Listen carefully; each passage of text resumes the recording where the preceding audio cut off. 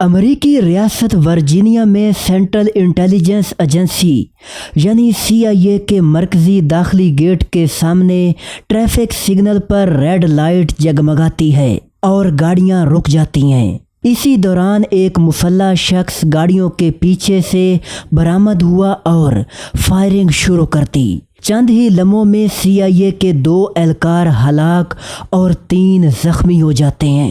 ہلاک ہونے والوں میں 28 سالہ فرینک ڈارلنگ اور 66 سالہ لینسنگ بینٹ شامل تھے۔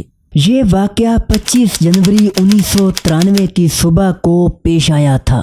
ناظرین، تحقیقاتی اداروں کو جائے وقوع سے 10 گولیوں کے خول اور بغیر چلی ایک گولی ملتی ہے، جس سے یہ نتیجہ اخذ کیا گیا کہ حملہ آور کی بندوق جام ہو چکی تھی، اس لیے گولی نہ چل سکی۔ جائے وقوع سے ملنے والی گولیوں کے خول سے معلوم ہوا کہ اس حملے میں AK-47 یعنی کلاشنکوف استعمال کی گئی تھی۔ FBI کی طرف سے اس حملے کی تحقیقات کرنے والے ایجنٹ بریڈلی گیرٹ کے مطابق سب سے پہلے ریکارڈ جمع کیا گیا کہ ورجینیا کے آس پاس کی ریاستوں میں 1 سال کے اندر کتنی کلاشنکوف فروخت ہوئیں۔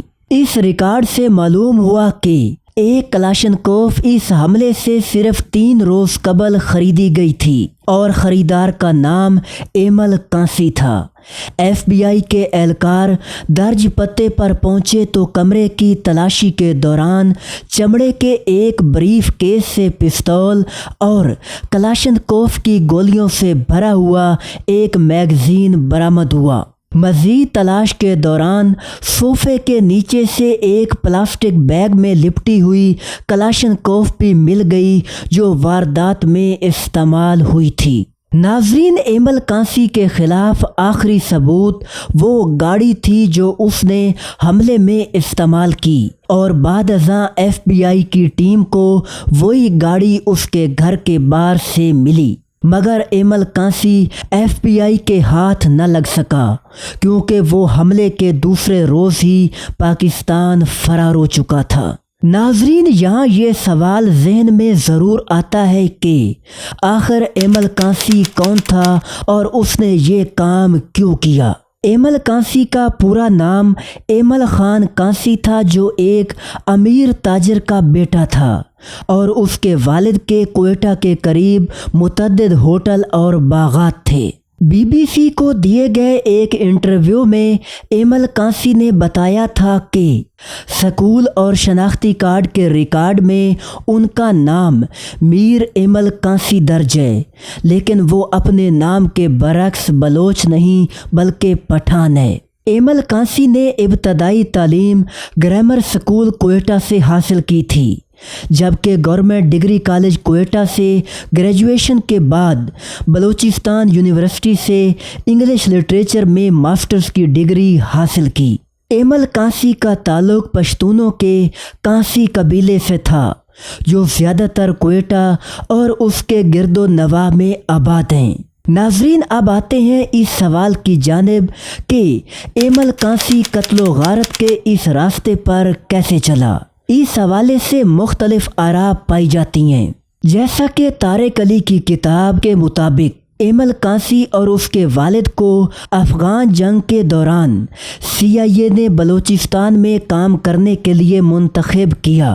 ایک بار جب خطے میں امریکی مقاصد پورے ہو گئے تو اس نے اپنے بیشتر غیر سرکاری ایجنٹوں کو نکال دیا۔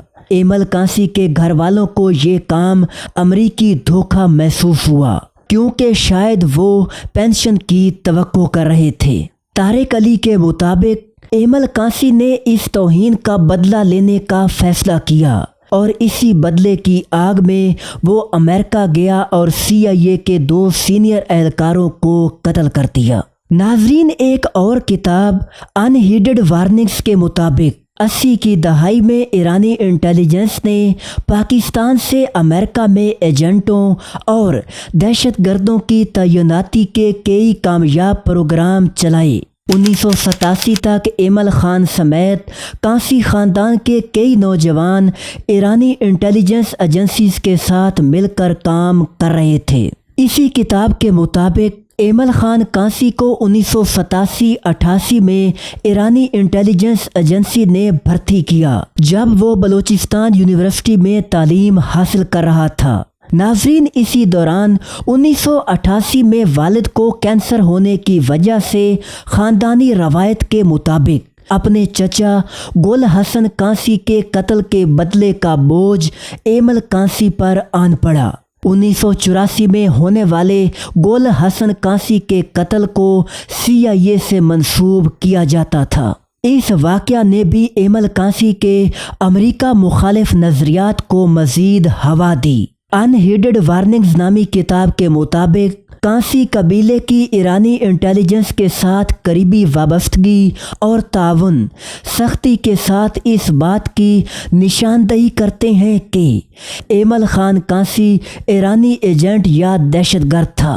ایمل خان کانسی کے BBC کو دیے گئے اپنے ایک انٹرویو کے مطابق، میں نے یہ قتل سیاسی وجوہات کی بنیاد پر کیے۔ میں امریکی فارن پالیسی کے خلاف احتجاج ریکارڈ کروانا چاہتا تھا، خاص طور پر مسلمانوں اور فلسطینیوں کے خلاف جو امریکی پالیسیز تھیں۔ ناظرین، اب آتے ہیں اس سوال کی جانب کہ آخر ایمل کانسی پاکستان پہنچنے کے باوجود گرفتار کیسے ہوا؟ رچرڈ اے کلارک کی کتاب اگینسٹ آل اینیمیز کے مطابق کانسی کے خاندان نے ایمل خان کی حفاظت کے لیے افغان جنگجوؤں کی خدمات حاصل کیں۔ ایمل کانسی نے بعد ازاں تحقیقات کے دوران اعتراف بھی کیا کہ اسے طالبان نے افغانستان میں پناہ دی تھی اور وہ زیادہ تر وقت قندھار میں رہا۔ ناظرین، رچرڈ اے کلارک کے مطابق ایمل کانسی کو پکڑنے اور تلاش کرنے کے لیے CIA نے 4 سال مختلف منصوبے اور سکیمیں بنائیں، مگر وہ کامیاب نہ ہوئیں۔ افغانستان میں کچھ عرصہ رہنے کے بعد ایمل کانسی نے یہ فرض کرنا شروع کر دیا کہ شاید CIA اسے بھول چکی ہے۔ اس نے پاکستان آنا جانا شروع کر دیا۔ آخر کار CIA نے ایک مقامی شخص کے ذریعے کانسی کو ملاقات کے لیے ترغیب دی جو بندوقوں کے فرضی کاروبار کے متعلق تھی۔ BBC کی ایک رپورٹ کے مطابق اس ملاقات کا مقام ڈیرہ غازی خان کا شالیمار ہوٹل رکھا گیا۔ ایمل خان کانسی کو ہوٹل کی 3ری منزل پر کمرہ نمبر 317 میں سلایا گیا۔ یوں 15 جون 1997 کی صبح کے تقریباً 4:30 بجے ایمل کانسی کے دروازے پر دستک دی گئی اور بتایا گیا کہ نماز کا وقت ہو گیا ہے۔ 1-2 بار دستک کے بعد دروازہ کھلا تو امریکی ایجنٹس کمرے میں داخل ہوئے اور ایمل کانسی کو گرفتار کر لیا۔ امریکی حکام ایمل کانسی کو ISI کے ایک جنرل کے ہوائی جہاز میں ڈیرہ غازی خان سے راولپنڈی لائے، جہاں پاکستان کی خفیہ ایجنسی نے واضح کیا کہ امریکی حکام ملک نہیں چھوڑ سکتے۔ اس وجہ سے انہیں 2 دن پاکستان میں رکنا پڑا۔ 2 روز بعد امریکی صدر کلنٹن کی پاکستانی ہم منصب سے بات چیت کے بعد امریکیوں کو جانے کی اجازت مل گئی۔ ناظرین، ایمل کانسی نے امریکی قید میں خود اپنے جرم کا اعتراف کیا اور کہا، میں سوچتا رہا کہ CIA کے ہیڈ کوارٹر پر فائرنگ کروں یا اسرائیلی سفارت خانے پر۔ پھر میں نے ہیڈ کوارٹر کا انتخاب کیا کیونکہ CIA حکام مسلح نہیں ہوتے۔ اس اعتراف جرم کے بعد 10 نومبر 1997 کو ایمل کانسی کو فیئر فیکس ورجینیا میں ایک عدالتی جیوری نے CIA کے 2 ملازمین کے قتل کے الزام میں سزا سنائی۔ 14 نومبر 2002 کو ایمل کانسی کو جیل میں زہر کا انجیکشن لگا کر موت کی نیند سلا دیا گیا۔ ناظرین، اس کیس میں ایمل کانسی کو امریکہ کے حوالے کرنے کا الزام اس وقت کے وزیر اعظم نواز شریف اور ان کے ساتھیوں پر لگتا رہا ہے۔ اس حوالے سے ایک کیس بھی ابھی تک پینڈنگ ہے جس کی آخری سماعت 10 مئی 2017 کو ہوئی تھی۔ جب لاہور ہائی کورٹ نے ایمل کانسی کو امریکہ کے حوالے کرنے کے معاملے پر میاں نواز شریف، شہباز شریف، چودھری نثار علی خان اور اسحاق ڈار کے خلاف جواب طلبی کا نوٹس جاری کیا تھا، جبکہ دوسری جانب خود ایمل کانسی نے گرفتار ہونے کے بعد یہ تاثر دیا کہ جن آدمیوں نے اسے دھوکہ دیا وہ اس کے اپنے تھے اور وہ انہیں جانتا ہے۔